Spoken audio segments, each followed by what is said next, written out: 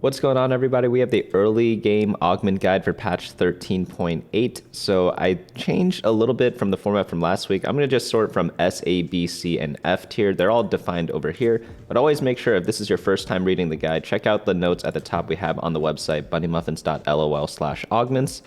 Let's just get into all the good augments right now. So we're going to go over all the silver, gold, prismatic, and then every single hero augment that you can get on stage 2-1. But let's just start off with the silver at the very top. So silver's a little weird because it gives hearts. Hearts give a +1 to the trait. So if you ever have a trait that really benefits from that, that's going to be really good. And we can contrast that to the crests and the crowns that you get in gold and prismatic augments, because those give a +1 trait, but it also makes a unit a part of that trait. So the difference between hearts and crests is that you get the actual item. So that has big implications, as we'll see in just a little bit. So in the S tier, there's only one of them. It's going to be Gadgeteen Heart. This one's pretty much always take because getting to 5 Gadgeteen really unlocks the power of like the Gnar comp. And if you have any semblance of a Gnar game, such as like through items or through having Gadgeteens in the start of the game, definitely go for this one. Infiniteam's the next one. Infiniteam really benefits from just having a +1 trait. They don't really need to have like a specific unit have the Infiniteam emblem, so that's why the heart's really good. And the team comp is just pretty solid right now. Exile's just solid overall. Defender, it's a very heavy AD meta right now because there are a lot of sure shot players and people are playing Bel'Veth, so having Defender Heart is pretty solid. Anima Squad is back in the action right now, so if you have like 4 copies of Anima Squad units, such as like 2 Nasuses or 2 Silases, go ahead and play this. I believe we dropped this down from 6 or more copies, so that's going to be how much stronger this comp got with the recent buffs that you saw in the meta snapshot on Friday. Apart from that, all the other ones, they're like pretty situational. I try to make notes when I can for all of these, but if it's like a flexible augment in the B tier, such as like Second Wind, Item Grab Bag, just go ahead and take them. It's not really worth the reroll. But once you get to the C tier for all the like non-trait related augments, definitely watch out a bit more because they're going to be a lot more situational. So for example, consistency, make sure no one else is taking consistency. And if you get an econ opener, that's going to be really good. Or if you have like no chance of winning any rounds. I just want to talk about Oxforce a little bit because this was one of the traits that was changed recently. Oxforce emblem from the crest or the crown is actually still pretty solid, but the heart's pretty bad because the whole point of playing Oxforce is that you get the buff on the unit, not necessarily getting more of the trait. So that's why it's kind of in the C tier. The do not takes right now are Renegade Heart, Featherweights, and Heart. I guess if you have like insane 1 cost or 2 cost reroll, you could do Featherweights, but that's going to be pretty rare nowadays because a lot of times you need the hero carry augment in order to play the 1 or 2 cost rerolls. And if you don't get them on 2-1, it's kind of hard to play them. So that's why Featherweights in silver tier at 2-1 is going to be a little bit bad. Also, keep in mind, again, for those of you who read the top, I don't need to tell you this, but just because I say augment is F tier at stage 2-1 doesn't mean it is bad at later parts of the game. So always keep that in mind. Like, this is only for the early game because the early game is just so important in TFT because it sets everything else up. So now onto the gold augments. We have one augment that is S+. That's going to be the Gadgeteen Crest. Maybe Star Guardian Crest deserves the S+ tier as well, but right now I'm just going to leave that with the Gadgeteen Crest for the same reasons before, except the one difference here is that Pyke makes really good use of the Gadgeteen emblem, so that's why this augment is incredibly powerful right now. Star Guardian Crest. Star Guardian comp is probably one of the most consistent and high placing comps that we have in the game right now. In the meta snapshot, we have it in the S tier at the very top. You want to put that emblem on MF, so that's why this is so incredibly powerful. But let's contrast that with the silver because again, Star Guardian Heart is only B tier, but Star Guardian Crest, S tier, because again, Misfortune makes such good use of the emblem. That's why it's going to be a lot more powerful here. Laser Core Heart, this one is just good for +1 Laser Core. If you ever get like at least 3 copies of Laser Core, like 3 copies of the units, not necessarily 3 Laser Core, at the start of the game, this is something to take because all the power from Laser Core comps come from having a lot of the trait. It doesn't come from the units, it doesn't come from your items, it's literally just the trait. So getting a +1 makes the comp S tier, whereas normally it's around like low A tier. Now let's move on to Prankster. Prankster's great for Anima Squad, so that's why it's up here. It's also good for any comp that uses Echo. And then of course we have the Anima Squad Crest, plus 4 Anima units as we had before for the same guidelines. Mascot Crest pretty solid for Vex. If you get a Vex early, or if you get 4 mascots early, or even have a 2-star mascot if you want to use that. Mascots is still pretty good in the early game because a lot of team comps can't deal with the healing, so you could often deal a lot of damage to your opponents in those cases. Portable Forge, always very solid. This is like the stereotypical like great flex gold augment. I believe it's always been one of the most taken augments in the entire game for like the past couple of sets, because you just always get something good from it. And items are really powerful in the early game because the way item economy works, if you have 2 items and then you get an extra one, you're increasing your number of items by 50%. Whereas if you have 10 items and you get 1 extra item, it only increases it by 10%. So the relative power of getting items in the early game versus the late game has a pretty big difference, because it is just so important in the early game, and it gives you a lot of direction for your team, but doesn't necessarily lock you into a certain comp. For example, if you get Zonias, that just means you could go any ability power comp. If you go Blitzcrank Hook, that's a tank item, right? You could play any comp because any comp uses the tank items. Manazane, you have like Misfortune, Star Guardian comps, Spellslinger comps, even a bunch of reroll comps can use Manazane. So it's like a lot of these items, they don't pin you into a certain comp, such as like Star Guardian Crest or something like that. Obviously, Star Guardian Crest is very powerful, but once you take this, you pretty much only go for that comp, whereas if you get a Portable Forge, you get something really good, and you don't have to tunnel vision into a certain team. Infiniteam Crest, I think Infiniteams don't really make that great use of the Crest. Like, obviously, there are good units that could use it, such as like Garen, legendary units such as like Fiddlesticks, Urgot, stuff like that, but when you compare augments, you always compare relative power. I'd much rather have Gadgettine Crest on my Pike versus no Gadgettine Crest on my Pike, compared to like having an Infiniteam Crest on my Garen. It's just like a big difference in power, but that doesn't mean it's bad. I still have it in the A tier. A tier is always like, how did we categorize this before? It is almost always take. So if you can meet like any bit of the conditions that I write out in here, like pretty much always take them. So if, like for example, Anma Squad, I say 4+ Anma units. If you have 4 more, like always take the Crest, but if you have like 3, you still could take it if the other options are not as good. Now onto the B tier, we have some of the more flex ones. Salvage Bin, Scope Weapons is only if you're brawlers. Cybernetics are pretty interesting if you don't have good items at the start. Second Wind, always solid. But again, same rules as before. B tier for the flexible items, pretty much always take them, as in don't re-roll them if you don't have anything better to take. But yeah, they're all pretty usable. Once you get to the C tier, again, it's situational. For example, like the econ ones with Rich Get Richer, only do it if you have like econ opener or if you have like no chance of winning at all. Same with calculated loss. For Triforce, if you have like a lot of 3-cost units from the orbs, like definitely it's pretty usable, and you want to go for like some sort of reroll comp, like for sure do that. But in most cases, it's not going to be that great. So that's why they are lower in the tier list right now. But that goes for all these. Gold has like a lot of different augments. I think it has like one of the most out of all the choices you can get. So definitely be careful with the rerolls, because more often than not, you could get like 3 really bad choices, because there are a lot of like suboptimal choices. So even if you get like some of the C tier comps, a lot of them have like easy conditions to meet. So just read the notes and then hopefully try to pick one of them and then go from there. Because for example, sometimes something's just in C tier because it's really situational. In TFT, we meet those situations a lot of times because all starts are like pretty different from each other. I only have like 4 don't takes right now, so just like keep that in mind there. Or I guess 5 of them. But moving on into the next augments, we have the Prismatic Augments. So Star Guardian Crown, same reason before, is just super busted. Because 1, you get the Star Guardian Crest. 2, you get a copy of Nyla. Nyla is one of the best early game units because the flat healing that she does is more healing than a lot of teams can do damage in those early rounds. That's why it's so powerful. So yeah, that's why this is the best augment right now. Laser Core Soul. Laser cores are just broken with the +1, so that's why it's there. Gadgettine Crown, good for the same reasons before. Built Different in Prismatic is much better than the gold Built Different. So if you ever get Built Different Prismatic, definitely go for it if you have at least 1 2-star, or if you have 1 Last Whisper component, such as a bow or a glove. I'd pretty much auto take this, because you could get like 4th or 3rd like very, very easily. And if you manage to like fast 9 into something ridiculous, you could possibly get first. Ace in the Hole is really rare from what I'm hearing, but it is possible, and it's really powerful because you get a lot of 4-cost units.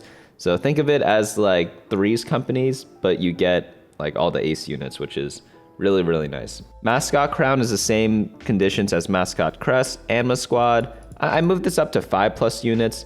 Maybe it's still the 4+ as we had before, but again, like you could always take it if you have like Anima Squad Crown with 4 units, and then maybe you have like a couple of F or C tier options. So one thing to note here, you may have noticed we have a lot of F tiers in Prismatic. So Prismatic, you want to reroll to get some of the good ones because there is a big difference in how good the good prismatics are and how bad the bad prismatics are. So it's like if you look at a power curve or whatever, the good prismatics are much better than the bad prismatics when you compare how good the good gold augments are versus the bad gold augments. So that's just one thing to keep in mind whenever you get one of these. Like, be aggressive with the rerolls. I say if you don't get at least a B tier one with a condition, definitely reroll. If you get B or worse as your 3 options, but you meet one of the conditions, like, yeah, you could take the B tier augment.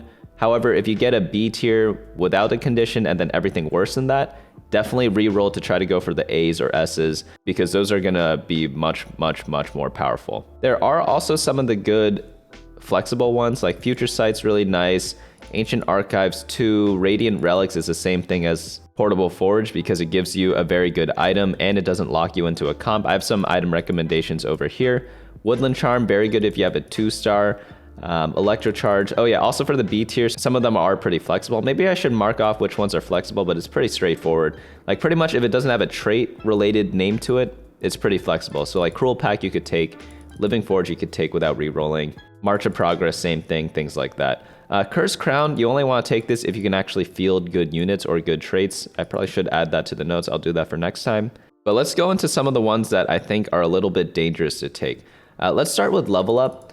So Level Up is really good if you have a lot of gold, but in the early game, you don't necessarily have a lot of gold. So Level Up ends up being much better if taken later on in the game. So that's why you may see people take it, but it's not going to be as good on 2-1 as it is at like 3-2 or something like that. I think 3-2 is the best time to take this. 4-2 is a little bit late because you often already use a lot of gold to level up with, but that's why it's a little lower here. Earth Grab Bag, it's like a scuffed crown, but you could also take this if your items suck but you have a lot of upgrades, so you want to win streak with it.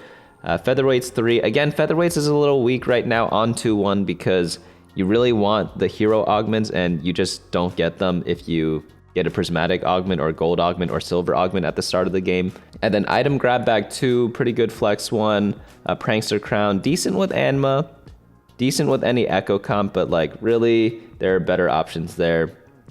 New recruit, same thing as Cursed Crown. You only want to take this if you have actual good stuff to put in. You don't want to just take it because you're like, oh, it's flexible, let me just take it. Lucky Gloves is pretty decent. And then that's going to pretty much cover all the C tiers. Like in the F tier, I guess you could take Luden's Echo if you have like specifically Sona plus blue buff or something like that. But apart from that, it's like, don't take any of these. They're pretty bad right now. And again, because the power of the good prismatics are like so much higher than the bad ones, even if some of these are okay in some situations, you pretty much just want to reroll if you get only the F tier options. But let's move on into the 1-cost hero augments. So this is when you start getting a bunch of those like forcible rerolls. I'll try to mention which ones are the good ones. So no S tiers because I think the 1-costs are pretty, there's nothing that's like insane OP or anything like that because S tier does like represent insane OP. But Laser Focus probably the best one. Other rerolls are like Lulu's Growth Spurt. Bigger, Better Buckler, you don't have to reroll this, but you could just play the Poppy either to reroll or for tempo. The Silas ones are pretty decent because Anima Squad's pretty good. Let's look at the other reroll ones. Enchanted Ammunition definitely got nerfed a bit. Doesn't mean it's unplayable, but you probably want like 4+ Lucians to start the game or something like that. At least 3. But yeah, that's pretty much all there is for 1-cost reroll. 1-cost reroll pretty weak right now, so definitely go more for the flex ones or the support ones. So Nasus Soul Eater, incredible for any Anima Squad start. Same rules as the other Anima Squad builds. Hyperbolic Time Chamber, pretty good for just like leveling up pretty quickly. This is good for Infiniteam, obviously. Loosen Barrier, you can flex into any Spellslinger comp. Rocket Grab, still pretty solid because no one really plays around it. But after that, I would kind of avoid everything else because, yeah, they just get a lot worse. Definitely reroll aggressively for the 1-cost hero augments, especially if it's like a 1-1-2 or a 1-1-1. You want to get like the A or B tiers because remember, we get 5 rerolls for hero augments. So I think there are, like, how many 1-costs are there? I don't know, let's say there are like 30 1-cost hero augments. There are actually 26 of them, I just counted. You get 4 rerolls, so you could see up to 15 hero augments, so you could see a lot of them. The chances of getting like everything on the bottom is very, very, very low. You could definitely get something at least B tier or above whenever you get this, but also always make sure it fits with your board. If you have like a bunch of upgrades for something, like don't be afraid to just take it. Same goes for like every single hero augment that we're about to cover. But let's move on into the 2-cost hero augments. So in the S tier, both the Rel ones are incredible because Star Guardian comps are just so damn powerful right now, and Rel is just a very solid unit because you could both use it as a carry or main tank in the early game, and then later on, it still stays in the comp, so it's like a unit you could hold on to forever. Yasuo, Winds of the Wanderer, this is like the only OP 2-cost reroll comp right now. Jinx Get Excited is pretty good too, but it's not OP like the Yasuo one. OP standing for overpowered. And then after that, like Sivers is still pretty solid. Annie's pretty good if you go for ability power comps because it's really good in like the Oxforce stuff. Jinx is just good because Anma are good. Oh yeah, another thing to keep in mind, some of these tiers of some of these augments are gonna change a lot from patch to patch. So I don't want you guys to memorize this for the future. You can memorize it for the specific patch that we're playing on, but like don't put it into like your long-term memory bank because every time a patch happens, like this will change. For example, the Jinx augments were really bad in the last patch because Anma Squad was bad. They did also buff one of the Jinx augments, but like a lot of these, the power really just rests into how good the comp is and not necessarily how good the augment is. So always keep that in mind whenever you're playing. Let's look at some of the other ones. You may have noticed already, like we have very few S, A, and B tiers, and then like a lot of C tiers and a couple of F tiers. So definitely want to reroll aggressively. It's kind of fine that it's like this because you get 4 rerolls and they don't interrupt your other augment rerolls. So just reroll aggressively whenever you get like early game hero augments, because normally it's like a 1-2-2, 1-1-2, or like a, I think 2-2-2 is possible. I forget if they took that out or not. But pretty much the only time I would take a C tier augment is if you already have a 2-star of something else of the same trait. So let's say we have a 2-star Blitzcrank, and then we get offered boxing lessons. Even though it's C tier, it's probably still good because you just get 2 brawlers at the start of the game and one of them gets buffed up a bit. If you have like a 2-star Lucian, then like Raider Spoils is probably fine if it's like the support augments such as the 2 that we went over. If you have like a duelist start, you have like 2-star Gangplank or like a 2-star Kale, then like Vitality of the Ox has to be at least like semi-decent. So again, with the C tier, just make sure you have the 2-star of the unit with the same trait as like one of the support augments. But like for all the carry ones, like take a little bit of caution before taking them. Make sure you have a lot of copies for it. Make sure it's actually a good comp before you like go into it. Because you have 4 rerolls, so you could definitely get something that you want. Onto the tier 3s. These are rare. Like you don't really see that many 3-cost hero augments at the start of the game, but it does happen. I don't know what the chances are, but it's very, very, very low. Maybe it's like 1%, 2%. Or something like that, but the OP ones right now are Spike Shell and Kaisa Multishot. A pattern I did notice is that a lot of the carry augments for the 3-cost hero augments are really strong at stage 2-1 compared to their support counterparts, which is much different from all the other ones that we looked at. So at the top, like I think even Fierce Freedom is Morgana's carry augment. These are all very, very good at the start of the game. Morgana's actually ridiculous because she is able to hit 3 different people. And when you're only fielding like 4 or 5 units, in stage 2, Morgana's just going to CC their entire team. So it's like, it's a no-brainer that she is very good at the start. Rammus is just good because you could kind of flex him and he's like just very powerful early on. Kaisa, because you're forcing Kaisa, she's very good. And it's just one of the S tiers right now. Sona Power Grid is pretty decent if you get a blue buff or Shojin. That's buildable at the start of the game. Shen Time Knife, if you have like very specific Shen items, it's really good because Shen's just an overall good unit, and like it's easier to get 2-star defenders at the start because there are a couple of them that you can upgrade. Rammus, again, just very solid. Spread Shot, if you have a lot of swords, definitely go for this build. Temper Tantrum, just Force Gnar. And then after that, it does fall back into the B tier. B tiers in the 3-cost hero augments, I'd say they're okay. They're not like much weaker than the A or S tiers, but well, actually compared to the S tiers, they're pretty weak. But compared to the A tiers, they're like pretty comparable. I just had to edit this a little bit because I made a mistake on it. But Riven Reverberation, pretty good just because Anma's good right now. Kaisa's good just because, again, the Star Guardians are good. So pretty much like, yeah, in the B tier, the support augments are pretty good. But if you have the items for some of the carry ones, go ahead and take them. The C tiers I would kind of avoid right now. And definitely like the F tiers, don't really want to play them. The numbers are just bad on them right now, or the champion sucks. For LeBlanc, like the champion just sucks right now. For Jax and Nars augments, it's just because the augments themselves aren't that great.